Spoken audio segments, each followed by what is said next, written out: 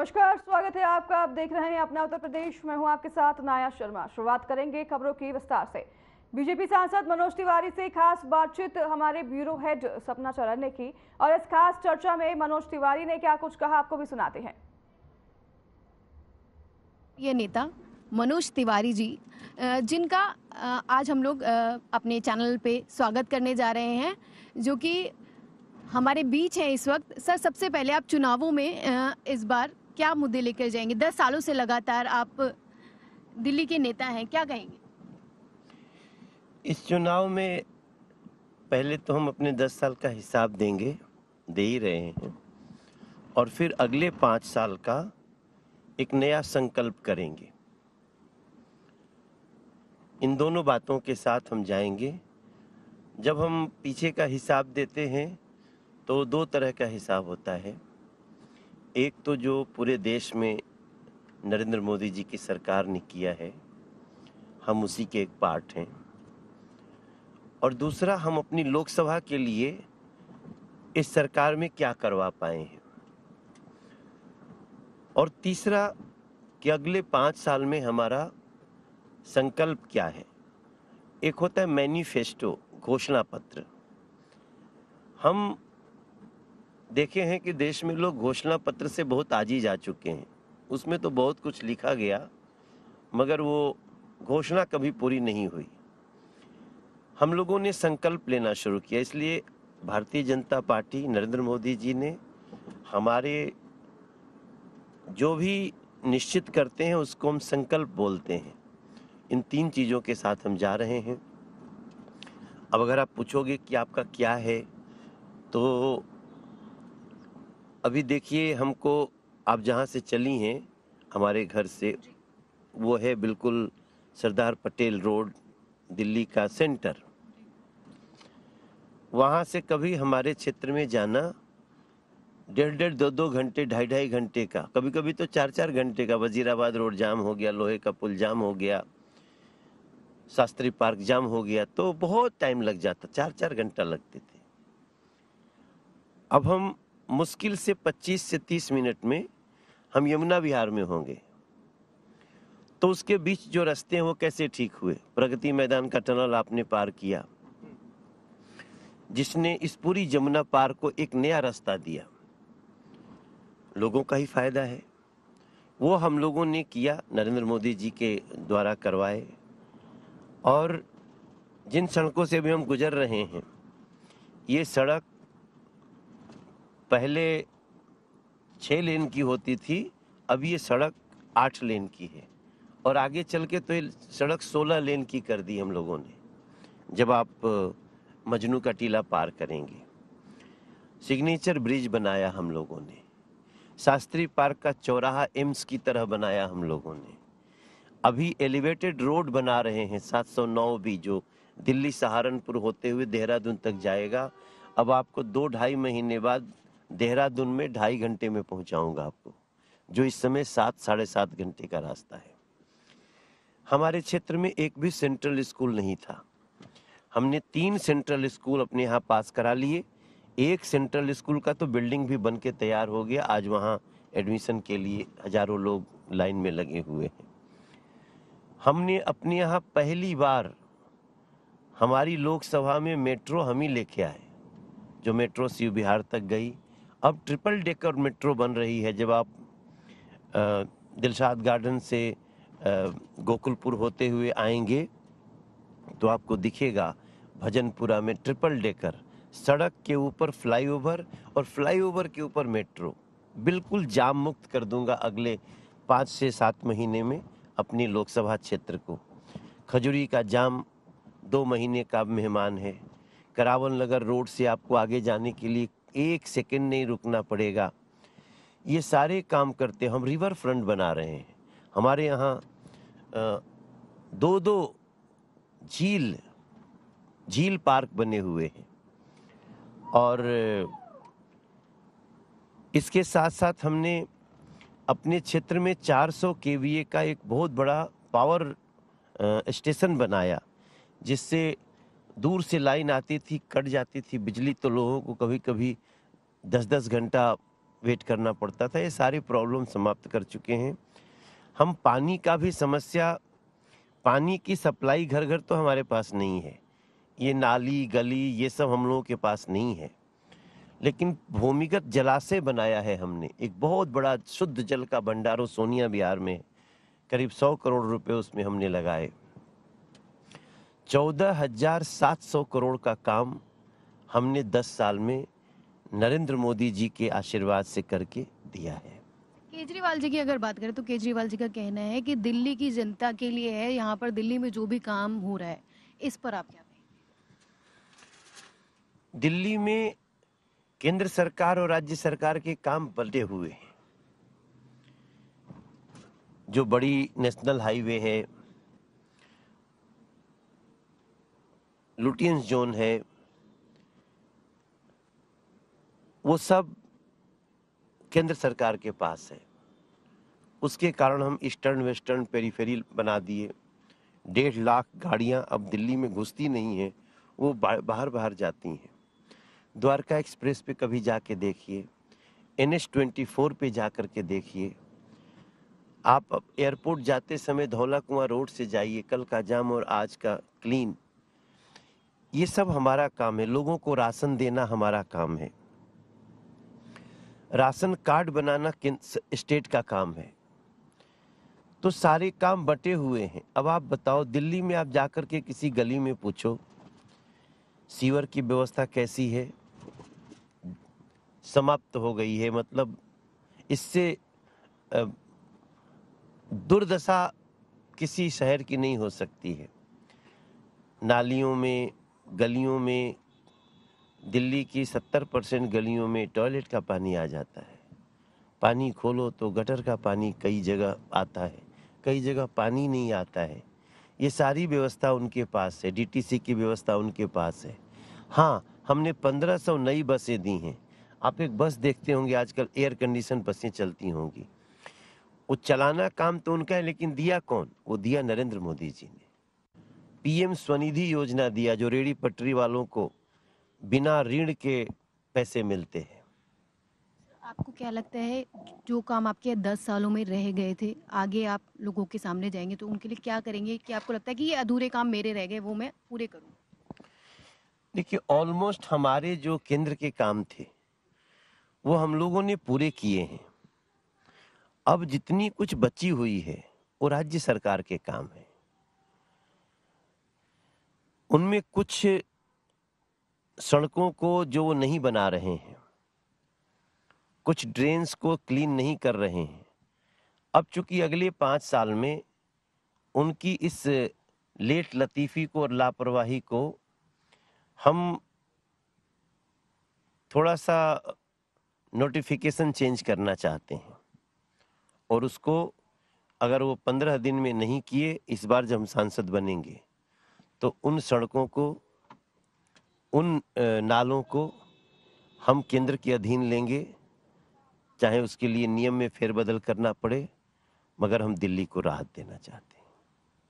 Sir, अगर आपसे बात करें, आपके भोजपुरी गायक रहे हैं आप सर, भोजपुरी की वजह से लोग आपको बहुत पसंद करते हैं और छठ भी आ रही है, तो उस पर सर लोगों से कुछ कहना चाहेंगे, मैसेज देना चाहेंगे? नहीं, अभी तो जो छठ आ रही है ना, वो चैती छठ बोलते हैं। मेन छठ तो कार्तिक में होता है, तो चैती छठ सभी लोग नहीं मनाते हैं ये, लेकिन कई लोगों में ये भी परंपरा है। और छठ स्वच्छता का त्योहार है। छठ प्रकृति की पूजा का त्योहार है। आप छठी माता की कोई तस्वीर नहीं देखेंगे, प्रकृति ही छठी माता है। तो एक बार फिर चैती छठ है। मैं सबको चैती छठ की शुभकामना देता हूँ। हमारे यहाँ छठ में ना एक लाइन गाते हैं कि उगा उगा उगा हो सूरज देव, भैली अर्घा के बेर, आदित्य बाबा खर काहे देर। तो भगवान सूर्य की उपासना का है, भगवान सूर्य के पूजा का ये है। और हमारी संतान सूर्य जैसी तेजवान हो, इसकी कामना किए ये छठ का व्रत होता है। बातचीत करने के लिए आपका बहुत धन्यवाद। और आपने अपने सारे मुद्दों के बारे में बताया, दिल्ली में आप किन मुद्दों को लेके जाएंगे और कितने काम किए हैं आपने, सब गिनवाया आपने। और जो राज्य सरकार की जो कमियां हैं, उम्मीद करते हैं वो भी पूरी होंगी। अब आप देखो, हमारे यहाँ ना ये राज्य सरकार का काम है पेंशन देना। 2018 के बाद जो 60 साल का हो रहा है उसको पेंशन बंद है, अब बुजुर्गों का पेंशन नहीं है। क्या गलती किया बुजुर्गों ने दिल्ली के? 10 साल से एक भी राशन कार्ड नया नहीं बना है, जबकि 1.5 लाख के आसपास राशन कार्डधारी अभी संसार में नहीं है। हम राशन देने को तैयार हैं। 5 साल तक नरेंद्र मोदी जी ने कहा हम फ्री ऑफ कॉस्ट राशन देंगे। सर, ये फ्री की बातें बहुत चलती हैं, फ्री के बारे में आपका क्या सोचना है? जनता को सब चीज़ें इतना ज़्यादा फ्री देना जनता को पसंद आता है? क्या आप इस चीज़ के समर्थन करते हैं? नहीं, राइट टू फूड जीना तो जरूरी है ना। हम आपको मोबाइल फ्री थोड़ी दे रहे हैं। हम आपको ये थोड़ी कह रहे हैं कि किसी को भी फ्री दे दो, लेकिन गरीबों के लिए चिंता सरकार को ही करना होता है। तो जो लोग गरीबी में हैं, उनमें से 25 करोड़ को हमने गरीबी से बाहर भी निकाला है। लेकिन अभी जो लोग हैं उनको हमारा देश अनाज के मामले में इतना सक्षम हो गया है, तो जो राशन कार्ड पे लेता है वो तो गरीब है ना, मतलब वो गरीबी रेखा के आसपास है। दैट्स वाई वी डिसाइडेड कि हम इनको अगले 5 साल तक फ्री ऑफ कॉस्ट अनाज देंगे और इस 5 साल में बहुतों को गरीबी रेखा से ऊपर निकाल लेंगे। थैंक यू हमारे साथ बातचीत करने के लिए। तो ये थे हमारे साथ मनोज तिवारी जी, जिनसे हमने बातचीत की। कैमरा पर्सन रमेश के साथ सपना चारण, दिल्ली। उत्तर भारत। तो चलिए आपको सीधा सहारनपुर लिए चलते हैं, जहां बीजेपी ने जनसभा का आयोजन किया है, जिसमें प्रधानमंत्री नरेंद्र मोदी और मुख्यमंत्री योगी आदित्यनाथ ने शिरकत की है।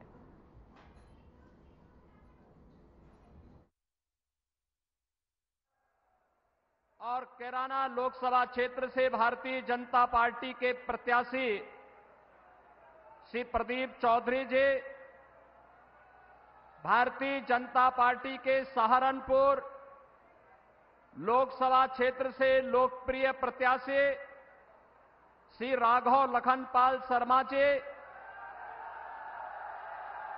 भारतीय जनता पार्टी और सहयोगी दलों के सभी नेतागण और आदरणीय प्रधानमंत्री जी के स्वागत के लिए और उनका मार्गदर्शन प्राप्त करने के लिए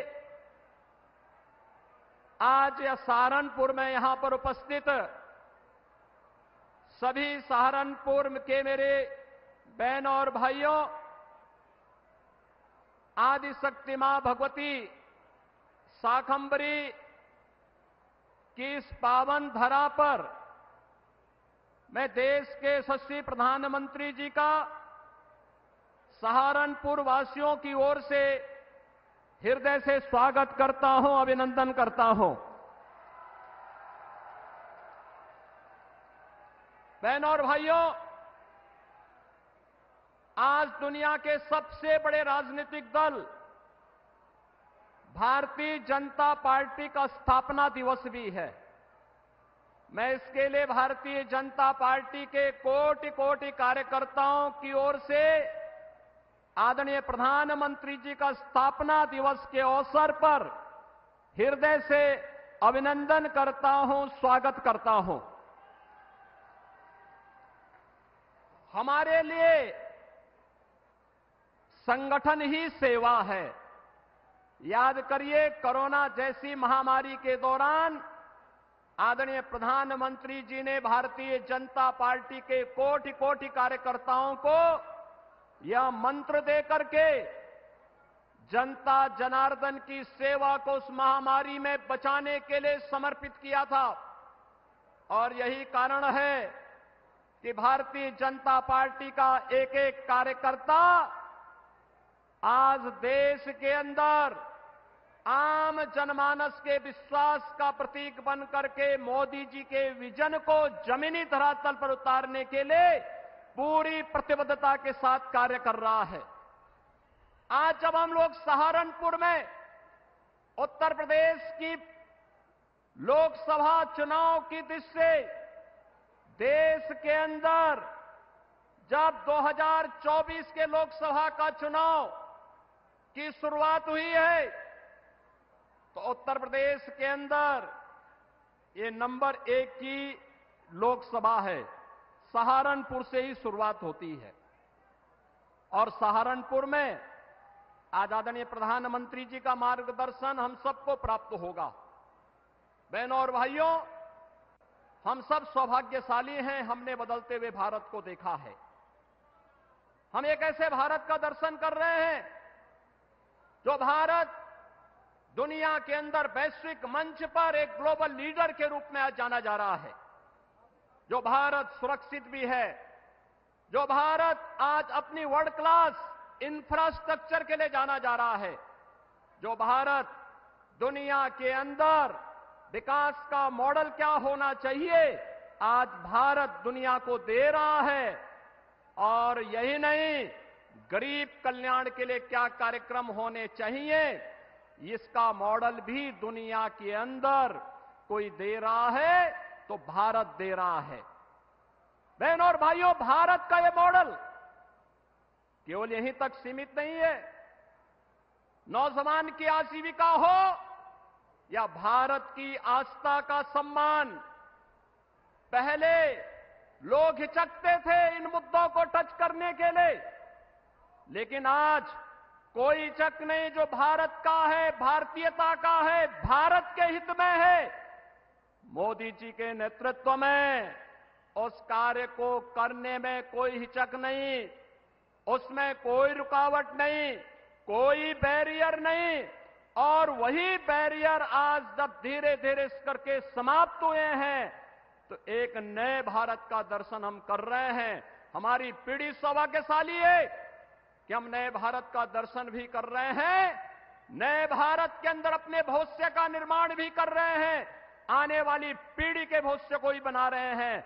और हमारा सौभाग्य है आज सहारनपुर में नए भारत के शिल्पकार के रूप में प्रधानमंत्री मोदी जी का मार्गदर्शन हम सबको प्राप्त होने जा रहा है। बहनों और भाइयों, देश का मॉडल कैसा होना चाहिए, कोरोना कालखंड में दुनिया ने देखा। लोकतांत्रिक मूल्यों के साथ इतनी बड़ी आबादी जी सकती है, वहां की सभी प्रकार की व्यवस्थाएं उस कालखंड में कैसे दी जानी चाहिए, कैसे प्रबंधन, कोविड प्रबंधन कैसे होना चाहिए, दुनिया भौचक थी। क्योंकि हमारे पास एक करिश्माई नेतृत्व मोदी जी का था। कोरोना प्रबंधन का हो, विकास का मॉडल का हो, दुनिया की सबसे बड़ी अर्थव्यवस्था के रूप में भारत को स्थापित करने का हो।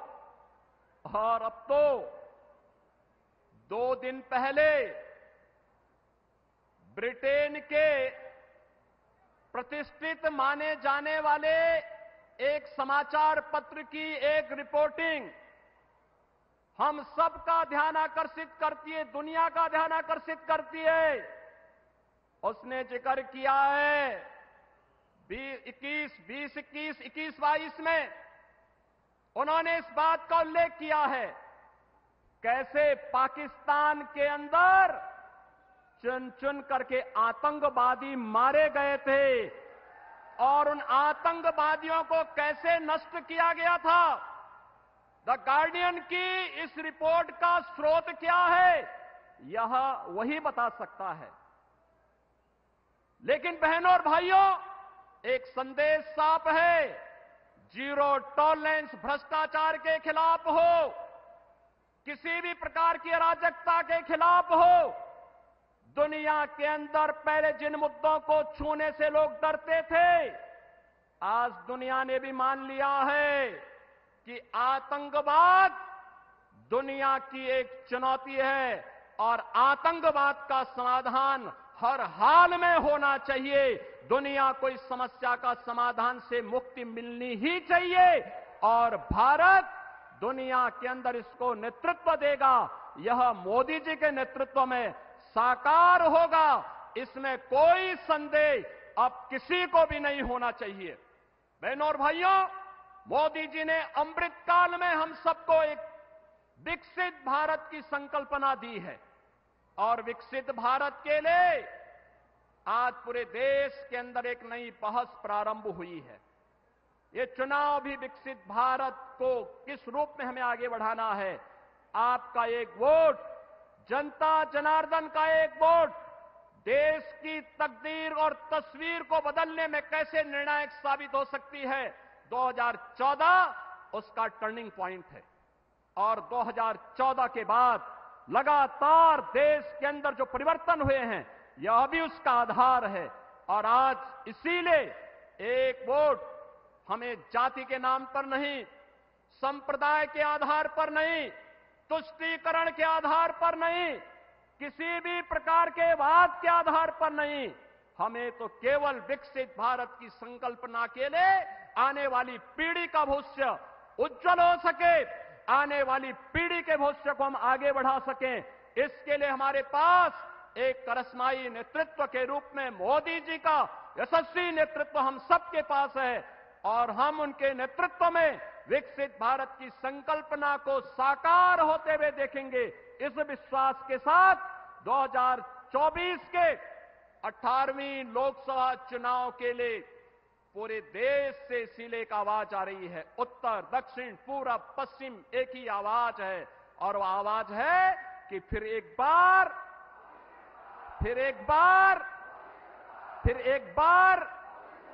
अब की बार तो यह आवाज के साथ हम सबको जुड़ जाना है। और बहनों भाइयों, इसका आधार बनेगा एक एक मतदाता को मतदान केंद्र पर ले जाने का। एक एक मतदाता को मतदान केंद्र में ले जाने का। क्या आप लेकर के जाएंगे? मोदी जी को इस बात के लिए आश्वस्त करिए। क्या आप लोग लेकर के जाएंगे? कोई लापरवाही तो नहीं करेंगे? यही बात कहते हुए मैं एक बार फिर से आदरणीय प्रधानमंत्री जी का सहारनपुर की इस पावन धरा पर आप सबकी ओर से, सहारनपुर वासियों की ओर से हृदय से अभिनंदन करता हूं, स्वागत करता हूं। धन्यवाद। जय हिंद।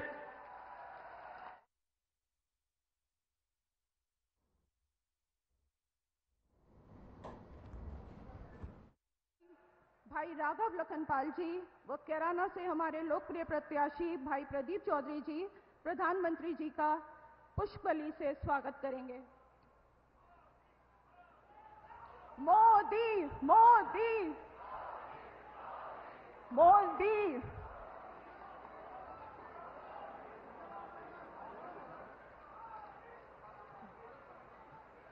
जी, अब मैं आपको देश के यशस्वी प्रधानमंत्री जी के उद्बोधन के लिए आमंत्रित करती हूं। नरेंद्र मोदी जिंदाबाद। मोदी मोदी मोदी जी को जय श्री राम, जय श्री राम।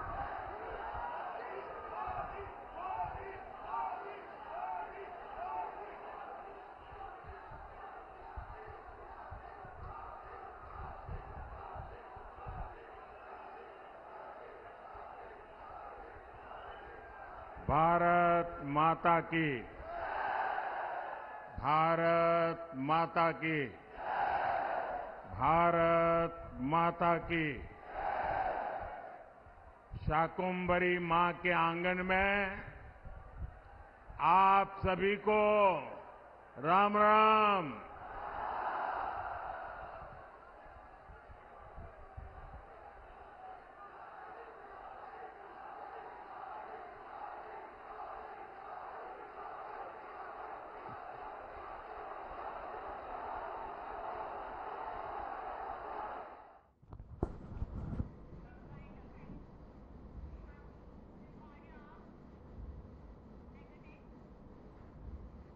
तो फिलहाल इस बुलेटिन में हमारे साथ बस इतना ही। नमस्कार।